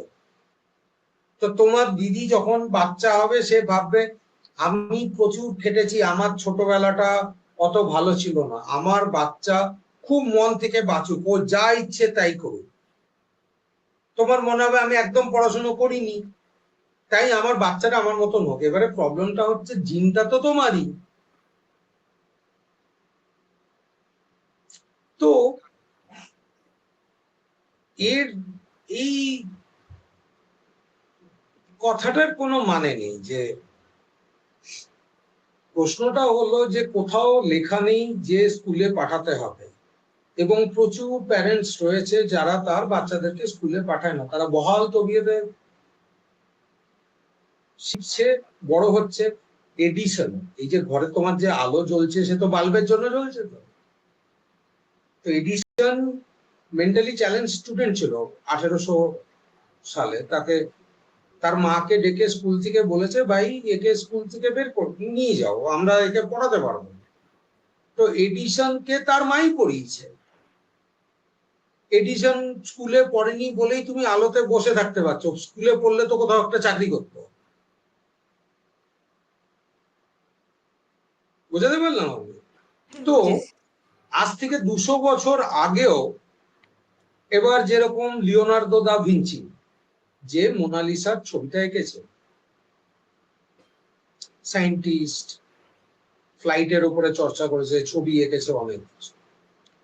তো সে তার বাবার ইললেজিটিমেট সন্তান ছিল, অর্থাৎ তার বাবার একটা অ্যাফেয়ার ছিল, সেখান থেকে তার বাবা ক্লার্ক ছিল গভর্নমেন্ট। তো সেই সময় ফ্রান্সে যারা আউট অফ ওয়েডলক যে বাচ্চারা না জন্মাতো, মানে বিয়ের থেকে যে বাচ্চারা না হতো, তাদের স্কুলে তারা ভর্তি হতে পারতো না। তো এবার যেহেতু গভর্নমেন্টের ক্লার্ক ছিল ওর বাবা, তো সেই সময় পেপার এত পাওয়া যেত না, কাগজপত্র এত ছিল না। তো তার বাবা গভর্নমেন্টের ক্লার্ক ছিল বলে কাগজ পেত সে। তো সেই এসে লিওনার্দো ভিঞ্চিকে কাগজ দিত। লিওনার্দো দা ভিঞ্চি কখনো কখনো স্কুলের বাইরে গিয়ে জানলা দিয়ে ক্লাস শুনতো, স্কুলে তো অ্যাডমিশন নেই, ঘুরে ঘুরে বেড়াতো, জঙ্গলে বসে পাখি দেখতো। লিওনার্দো ভিঞ্চি যদি স্কুলে পড়তো তাহলে আর মোনালিসা তৈরি করতে হতো না। স্কুলে পড়েনি বলেই মোনালিসাটা তৈরি করতে পেরেছে, ছবি আঁকতে পেরেছে, সায়েন্স করতে পেরেছে। এবং ইন জেনারেল আইনস্টাইন 9 বছর বয়স পর্যন্ত কথাবার্তা শেখে, স্কুলে ভর্তি হতে পারতো না। তারপরে কোনো রকমে টেনে টুনে ফেল করে টোরে স্কুল করেছে, ডিপ্লোমাতে ভর্তি হয়েছে, সেখানেও প্রচুর ফেল করেছে, তাকে সবাই বলেই দিয়েছে যে তোর কোথাও কিছু জুটবে না। আইনস্টাইন 9 বছর বয়স পর্যন্ত কথাবার্তা শেখেনি, স্কুলে ফেল করেছে এবং ডিপ্লোমাতেও ফেল করেছে, করে কোথাও চাকরি বাকরি সেরকম পায়নি বলেই আইনস্টাইন হয়েছে। আর যদি এগুলো না হতো তাহলে আর is equal to MC square হতো না। তো আমি তোমাকে এটাই বোঝাতে চাইলাম, তুমি যে বললে যে সবকিছুই তো আমাকে একটা নিয়ম ধরে চলতে হবে। তোমাকে কেউ বলে দেয়নি চাকরি করতে হবে, তোমাকে কেউ বলে দেয়নি যে 5 পদ করে সবাইকে খাওয়াতে হবে, তোমাকে কেউ বলে দেয়নি দিনে 3 বার রান্না করতে হবে। আর যদি সেরকম ভাবে তোমাকে কেউ বলে দেয় না দিনে 3 বার রান্না করতেই হবে, 5 5 পদ করে করতেই হবে, সকাল 9টার মধ্যে জলখাবারটা হতেই হবে, তাহলে ওই এনভায়রনমেন্টে যে তোমাকে থাকতেই হবে সেটাও তো কেউ তোমাকে বলে দেয়নি। সবকটাই আমাদের চয়েস। তো সুতরাং যেখানে তুমি লাইফটাকে টাস্ক বানিয়ে নেবে, তোমার ঘুম হবে না। ঘুম যদি না হয় এমন এনভায়রনমেন্টে যাও যেখানে তুমি জীবনটাকে বাঁচতে পারো, কাটাতে হয় না, ঘুম ভালো হয়ে যাবে। খুব রিলেটেড, মোটামুটি বেসিক কিছু জ্ঞান আমরা পেলাম। আর ঘুমটা অধিকাংশ মেয়েদের হয় না, তার প্রধান কারণ হচ্ছে তাদের মাথাটা বন্ধ হয়ে যায়। ব্রেন অ্যাক্টিভ থাকে। ব্রেন অ্যাক্টিভ থাকে। মেয়েদের হোক বা ছেলেদের হোক, না ঘুমোতে পারার প্রধান কারণটাই যেটা হয় সেটা হচ্ছে তাদের ব্রেনটা অ্যাক্টিভ থেকে যায়, যে কোনো বয়সের ক্ষেত্রেই এটাই হচ্ছে মূল কারণ। স্ট্রেসে থেকে যায়। ওই যে বললাম না, স্ট্রেসে যখনই ব্রেনটা থেকে যায় ওটা বন্ধ হতে পারে না যতক্ষণ পর্যন্ত না সেই স্ট্রেসটা যাচ্ছে। এবারে আলেকজান্ডার দি গ্রেট সারা পৃথিবী যুদ্ধ জয় করেছে, সারা পৃথিবী প্রচুর যুদ্ধ করছে, প্রচুর খাটছে কম বয়সে। তো আলেকজান্ডার দি গ্রেট যখন ঘুমোতে যেতেন, তিনি ইলিয়াড বলে একটা বই আছে, ইলিয়াডে একটা ক্যারেক্টার আছে আর্কিলিস, আলেকজান্ডার সেই আর্কিলিসের খুব বড় ফ্যান ছিলেন। তো আলেকজান্ডার ওই ইলিয়াড বইটা পড়তে পড়তে ঘুমোতেন, ঠিক আছে? তার বালিশের নিচে সবসময় সেই বইটা থাকত। রোমান এম্পারার ছিলেন মার্কাস অরেলিয়াস। মার্কাস অরেলিয়াস রোমের প্রচন্ড বড় এম্পারার। তো মার্কাস অরেলিয়াস সারা দিন ধরে দেশ সামলাতেন, যুদ্ধ করতেন, সাম্রাজ্য সামলাতেন। রাতে বেলা তিনি ডায়েরি লিখতে বসতেন। মার্কাস অরেলিয়াসের একটা বই আছে মেডিটেশন, আজকেও প্রচুর পপুলার। তো যারা প্রচুর খাটে, শরীর খাটায়, খাটার পরে তারা যখন রাতে বেলা লেখে বা পড়ে, সেই লেখা পড়ার পরে ঘুমটা চলে আসে। সকালবেলাটা খাটার জন্য, রাতে বেলাটা সেই খাটাটা নিয়ে বিচার করে পড়াশুনো করার জন্য। এবারে যদি সকালবেলা যদি বাচ্চারা স্কুলে গিয়ে খাটে, তো রাতে তাদের ঘুমটা হবে না। সকালটা শরীর খাটানোর জন্য, কষ্ট করার জন্য, জীবনটা শেখার জন্য, বাইরে যাওয়ার জন্য, বাইরের পৃথিবী দেখার জন্য, বাইরের পৃথিবীর সাথে ইন্টারাকশন করার জন্য। তো আমরা আলেকজান্ডার আর মার্কাস অরেলিয়াস এই পুরনো তথ্যের থেকেও আমরা জানতে পারি যে যে শুধু আজকেই নয়, হিস্টোরিক্যালিও যখনই একজন মানুষ খেটেছে, খাটার পরে রাতের দিকে সে পড়াশুনো করেছে, লিখেছে, বই নিয়ে ঘুমিয়েছে, তার ঘুম হয়েছে। এবং যখনই সে স্ট্রেসে থেকেছে তার ঘুম হয়নি। যেরকম রোমের যে প্রথম এম্পারার অগাস্টাস সিজার, তো এবার রোমের একটা সেনাবাহিনীকে জার্মানিতে টুটাসবার্গ যুদ্ধে 17 বিসিতে টুটাসবার্গে একটা যুদ্ধ হয়েছে, যেখানে আর্মেনিয়াস বলে একজন জার্মান 100 জন গ্রামের লোককে নিয়ে 5,000 রোমের সেনাকে কচুকাটা করেছে। একটা জঙ্গলের মাঝখানে ছোট্ট একটা জায়গার মধ্যে তাদেরকে আটকে রেখে কচুকাটা করেছে। 5,000 মানে রোমের একটা লিজনকে পুরো ম্যাসাকার করে দিয়েছে। Massacre of টুটাসবার্গ। আর্মেনিয়াস আগে জার্মানির সেনাতেই ছিল, তারপরে যখন জার্মান মানে আগে রোমান সেনাতেই ছিল, রোমান যখন জার্মানিতে অ্যাটাক করেছে তখন আর্মেনিয়াস এই অবস্থা হয়েছে। তখন অগাস্টাস সিজার হচ্ছে মানে রোমের কাছে অলমোস্ট সারা পৃথিবী। সেই টুটাসবার্গে রোমান সেনার ম্যাসাকার হওয়ার পরে অগাস্টাস সিজারকে আর ঘুমোতে দেখা যায়নি, সে রাতে বেলা রুমে পায়চারি করত। তো তার মানে যখন মানুষ প্রচন্ড পেনে বা প্রচন্ড স্ট্রেসে, তখন সে ঘুমোতে পারে না। এবং থেরাপিউটিক্স হিসেবে আমরা এটা বলতে পারি যে যদি আমরা সকালবেলা খাটি আর কি, সকালটা পৃথিবীর সাথে ইন্টারাকশন করার জন্য। হ্যাঁ, আর রাত্রেবেলা যদি আমি কোনো জার্নাল লিখি বা সারাদিন যেটা আমি করেছি সেটা যদি আমরা কোনো জায়গায় লিখে রাখি, লেখো, সেটা নিয়ে পড়াশুনো করো, তাহলে ঘুমটা ভালো হবে। এবং এই খাটনিটাও অগেইন এখানে মনে রাখতে হবে, তুমি যদি টাস্ক করো তাহলে তুমি রাত্রেবেলা লেখাপড়াও করতে পারবে না, কারণ ব্রেনটা লেখাপড়াটাকেও একটা টাস্কের মতন নেবে। তুমি যদি শেখার জন্য, তুমি যদি একটা জিনিসকে উপভোগ করে জীবনটাকে কাটার জন্য না, জীবনটাকে বাঁচার জন্য, যেটা তোমার মনের মনকে ভালো রাখে সেরকম ভাবে তুমি যদি জীবনটা কাটাও, স্কুলে যেতে ইচ্ছে করলো যাবে। যা দেখো, সবাইকে সবকিছু করতে হবে তার মানে নেই। কেমন আজকে ধরো হঠাৎ করে সরকার বললো যে ক্লাস 10 পর্যন্ত সব বাচ্চাদেরকে গান গাইতে হবে, তো এবারে আমি গান জানি না, আমার জিনে নেই, আমার গান ইচ্ছে করে না, পছন্দ না, এবার আমাকে দিয়ে যদি জোর করে কেউ গানটা গাওয়ায় আমি কি গাইতে পারবো? হয়তো মা বাবার কথা শুনে আমি ধীরে গলাতে করে দেবো, মা বাবা পেটাবে, কেন গান পারিস না, পাশের বাড়ির তো পারছে, আমাকে দিয়ে তো করানো যাবে না, আমার মধ্যে এই কোয়ালিটিটা নেই। ঠিক সেইভাবেই যে গাইতে চায় তাকে দিয়ে জোর করে তুমি যদি পড়াশোনাটা করাও, সে তো করতে পারবে না, সে ওটা নিয়ে জন্মায়নি। আবার কেউ যদি ছবি আঁকতে চায়, আমার এখন যদি সরকার, এখন একটা সরকার চেঞ্জ হয়ে যায়, সে বললো এখন আর পড়াশোনা হবে না, স্কুলে শুধু ছবি আঁকা হবে। তো আজকে যদি আমি বাচ্চাকে, আমি তো মাঠে মারা পড়ে যাবো, কারণ আমার হাতে পেন তুলি চলে না। তার মানে হচ্ছে সবাইকেই একভাবে ট্রেনিং দিয়ে এক করার এই যে চেষ্টাটা, এটাই হচ্ছে মানসিক বিকৃতি।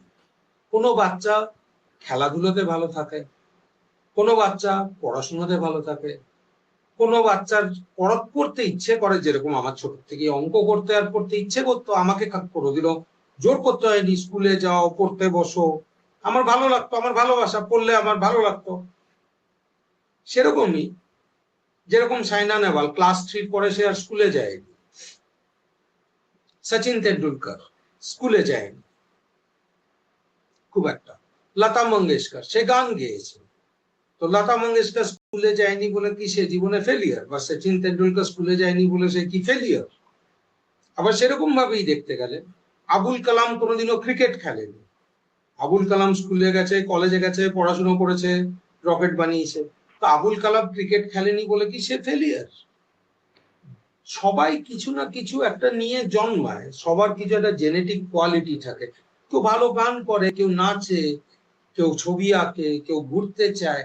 তো যদি আমরা বুঝি যে আমার বাচ্চা কি চায়, এবং সে যেটাতে তার মন লাগে, শুধু আমার বাচ্চা বলে না, আমাদের সবারই যে জিনিসটা আমার মনকে ভালো লাগে, সেই জিনিসটা যদি আমরা করি নট অ্যাজ এ টাস্ক, তখনই আমাদের শরীরটা সবসময় ব্যালেন্স থাকবে, কোনো থ্রেট অনুভব করবে না, লাভ অনুভব করবে ব্রেন। হ্যাঁ, তো আমাদের তো সমস্ত সিস্টেমই ওরকম করে দেওয়া হয়েছে, মানে ওয়েডিং, বাচ্চা করতে হবে, মানে সব একটা টাস্ক, বিয়ে করতে হবে, 22 বছর হয়ে যাচ্ছে, বিয়ে করতে হবে, বিয়ে হয়ে গেল বাচ্চা করতে হবে, বাচ্চা হয়ে গেল বাচ্চাকে স্কুলে পাঠাতে হবে, টাস্ক। তো অবভিয়াসলি যখন এইভাবে টাস্ক সেন্ট্রিক লাইফটা হয়ে যাবে, যে কোনো জিনিস যখন শুধু সার্টিফিকেট নম্বর আর টাস্ক হয়ে যাবে, এটা তো রোবট, তো রোবট তো আর ঘুমায় না, robot are not meant to sleep. Industry 24 ঘন্টা কাজ করার জন্য থাকে, ইন্ডাস্ট্রি স্লিপ করার জন্য থাকে না। তো তুমি যদি একজন মানুষকে ছোট থেকে ট্রেনিং দিয়ে দিয়ে তাকে রোবট তৈরি করে দাও, তো তাকে রোবটটা তৈরি করানোই হচ্ছে যাতে তার ঘুমটা না হয়। তো তখন ঘুম থাকবে না, তো যদি ঘুমোতে হয় রোবট হওয়ার থেকে বেরিয়ে আসতে হবে, জোর করে নিজেকে। জিনিস ইন্টারকানেক্টেড, একটার সাথে একটা লিঙ্ক। সবকিছু ইন্টারকানেক্টেড। শুধু মানুষ নয়, যে কোনো প্রাণী জীবনে জন্ম নেয় জীবনটাকে অনুভব করার জন্য, টাস্ক করার জন্য নয়। যখনই তুমি জীবনটাকে অনুভব হবে, টাস্ক হবে, মানে তেন্ডুলকর যদি ক্রিকেটটাকে এনজয় করে সে সেঞ্চুরি করবেই, কিন্তু সেই যদি সেঞ্চুরি করার জন্যই নামে তাহলে তো আর ক্রিকেটটাকে অনুভব করতে পারবে না। একদম। লতা মঙ্গেশকর যদি গানটাকে ভালোবাসে, তার যদি গান করে হিলিং হয়, তাহলে তার গান পপুলার হবেই। কিন্তু সে যদি গানটাকে পপুলার করার জন্য, এখন যেরকম সোশ্যাল মিডিয়াতে হয়, ইনফ্লুয়েন্সার কত ভাইরাল হচ্ছে, কত ভিউজ হচ্ছে, সেটার জন্য তারা কন্টেন্ট গুলো তৈরি করে। তো তাদের যে, তারা সবসময় একটা রেজাল্টের ফোকাস, সেই জন্যই খুব তাড়াতাড়ি তারা ওঠে, তারা চলে যায়। তো সেই জন্য জীবনটাকে যখন তুমি, কে কি বলছে, কাকে তুমি কি করতে দেখলে, সেটা ইম্পর্টেন্ট নয়। তোমার মন যেটা পছন্দ করবে সেটা তুমি যখন করবে, তোমার পুরো এনার্জিটা ব্যালেন্স থাকবে, তুমি সেই যেটাই করছো সেখানেও তুমি এক্সিলেন্স পাবে, আর পাওয়ার পরে রাতে তোমার ঘুমটাও সেরকম হবে, কারণ তোমার স্যাটিসফ্যাকশনটা থাকবে। বডি ঘুমিয়ে আবার পরের দিন সকালে ফ্রেশ হয়ে যেতে চাইবে, কিন্তু তুমি যদি টাস্ক করো, তোমার ব্রেন তো সকালে উঠে ওই টাস্কটা আবার করতে চাইবে না। লেথার্জিটিক হয়ে যাবে। সে কেন করতে চাইবে? কারণ সেটা তো তার মনটাকে ভালো লাগাচ্ছে না, সে তাকে করে যেতে হচ্ছে। তো ঘুম একটা স্যাটিসফ্যাকশনের থেকেও আসে। স্যাটিসফ্যাকশন যত হবে বডি তত ব্যালেন্স থাকবে, সিম্প্যাথেটিক প্যারাসিম্প্যাথেটিক সিস্টেম। আর যত স্যাটিসফ্যাকশন চলে যাবে শরীর থেকে ঘুমও চলে যাবে। সেই ঘুম জন্য একটা এমন একটা জিনিস যেটা প্রাইসলেস, কিছু করেই পাওয়া যায় না। হ্যাঁ, এবার যেরকম রিসেন্টলি একটা স্টাডি ইরানে হয়েছে, যেখানে 3,600 প্রেগনেন্ট ওমেনদের স্টাডি করা হয়েছে তাদের ঘুমের ডিসঅর্ডারের সাথে প্রেগনেন্সির আউটকামে, এবং সেই স্টাডিতে পাওয়া গেছে যে ঘুম কম হলে সিগনিফিক্যান্ট অ্যামাউন্ট অফ প্রেগনেন্সিতে সি সেকশন হয়েছে, সিগনিফিক্যান্ট অ্যামাউন্ট অফ প্রেগনেন্সিতে হাইপারটেনসিভ হয়ে গেছে, সিগনিফিক্যান্ট অ্যামাউন্ট অফ প্রেগনেন্সিতে ফার্স্ট আর লাস্ট ট্রাইমেস্টারে মেয়েদের অ্যানিমিয়া হয়েছে। তো ঘুমের সাথে প্রেগনেন্সির আউটকাম জড়িত। তারপরে রিসেন্টলি একটা কলেজে স্টাডি হয়েছে ইয়াং মেয়েদের, কারণ মেয়েদের মধ্যে স্লিপ ডিসঅর্ডারটা অনেক বেশি। সেখানে পাওয়া গেছে সেলফ এস্টিম যাদের কম তাদের ঘুমটা কম। অর্থাৎ আমরা বুঝতে পারি নিজের উপরে কনফিডেন্স, কাজের প্রতি যেটা আমি করছি সেটা সেটা আমাকে এনজয়মেন্ট দেওয়া, লাইফে গ্রোথ করা, সেলফ কনফিডেন্স, সেলফ স্যাটিসফ্যাকশন, এই জিনিসগুলো যত থাকবে ঘুমটা তত ভালো হবে। আর যখনই মানুষের নিজস্ব আইডেন্টিটিটা থাকবে না, সে তাকে অন্যের কথা শুনে চলতে হবে, তাকে অন্যকে কন্ট্রোল করতে হবে, অন্যরা তাকে কন্ট্রোল করছে, সে একটা রোবটের মতন লাইফ লিড করছে। তো রোবট কাজ করার জন্য তৈরি হয়, তার ইঞ্জিন গুলো যেরকম গাড়ির কি চয়েস থাকে যে আমি একটু রেস্ট নেব? গাড়িকে চালাবে, যখন গাড়িটা শেষ হয়ে যাবে তাকে বদলে দেবে। তো কারেন্ট যেরকম সমাজ আর মানুষ তো প্রায় একই একই ধরনের। তো এখন তুমি দেখো আগেকার দিনে কি হতো, রেডিও টিভি যাই হোক কিছু একটা খারাপ হলে সেটাকে রিপেয়ার করা হতো, আমরা ফেলে দিতাম না। অনেক ঘরে দেখবে ফ্যান রয়েছে 50-50 বছর ধরে। আমাদের ঘরে একটা ফ্যান রয়েছে, সেটা এখন বোধহয় 75 বছর হয়ে গেল, উষার ফ্যান, এক দুবার হয়তো ঠিক হয়েছে কিন্তু চলছে। কিন্তু এখন দেখবে তুমি ফ্ল্যাট টিভি আসছে, পরের বছর আবার আপগ্রেড হয়ে যাচ্ছে, মোবাইল আপগ্রেড হয়ে যাচ্ছে, ইউজ অ্যান্ড থ্রো। তো তো যখনই একটা কালচার ইউজ অ্যান্ড থ্রো এর কালচার হয়ে যাবে, কলেজটা ভালো লাগলো না কলেজ চেঞ্জ করে দিলাম, টিচার ভালো লাগলো না টিচার চেঞ্জ করে দিলাম, বর ভালো লাগলো না বর চেঞ্জ করে দিলাম, বউ ভালো লাগলো না বউ চেঞ্জ, আপগ্রেড, রিপ্লেস, এই তো। তো তখন সেই সিস্টেমটাকে চালানোর জন্য সবাইকে রোবট বানিয়ে দিতে হবে, টাস্ক করাতে হবে লোককে দিয়ে। তার ভালো লাগা চলবে না। সে বসে যদি কেউ জীবনটাকে নিয়ে ভাবতে আরম্ভ করে, সে যদি জীবনটাকে বাঁচতে আরম্ভ করে, তাহলে তো সে মানুষ হয়ে যাবে, রোবট হবে না। আর মানুষকে তো তুমি রিপ্লেস করতে পারবে না। ভালোবাসা ইমোশনকে তো রিপ্লেস করা যায় না। রিপ্লেস করা যায় খালি ইউজ অ্যান্ড থ্রো, মানে পেনটা ইউজ হয়ে গেল, কালি শেষ হয়ে গেল, ফেলে দাও। তো সেই জন্যই মডার্ন ডেজে তুমি যত সিস্টেমই দেখো না কেন, ব্যাংকিং সিস্টেম বা আমার যদি বেটার হাফ, যে মেয়েটা আমার জীবনের কেন্দ্রবিন্দু, তাকে আমি যখন তার হাতে আমার অর্জন করা টাকাটা তুলে দেবো, তখন আমার তাতে যে ইমোশনটা থাকবে, আমি গিয়ে যখন ব্যাংকে অন্যের হাতে টাকাটা তুলে দেবো, আমার কি সেই ইমোশনটা থাকবে? তো সেই জন্যই মডার্ন ডেতে সমস্ত সিস্টেম গুলোই এমন ভাবেই তৈরি হয়েছে যাতে আস্তে আস্তে বডির ব্যালেন্সটা না থাকে, মানুষ যাতে সবসময় অ্যাংশিয়াস থাকে, ভয়ে থাকে। তবেই তো তাকে জিনিস বিক্রি করা যাবে। তুমি ভয় পাবে তবেই তো তোমাকে হেলথ কেয়ার সেল করা যাবে। তুমি বাচ্চাকে নিয়ে ভয় পাবে ফিউচারে কি হবে, তখনই তো তুমি স্কুলে 1.5 লাখ টাকা দেবে। যখন তুমি ভয় পাবে তখনই তো তুমি ব্যাংকে টাকা জমা করবে।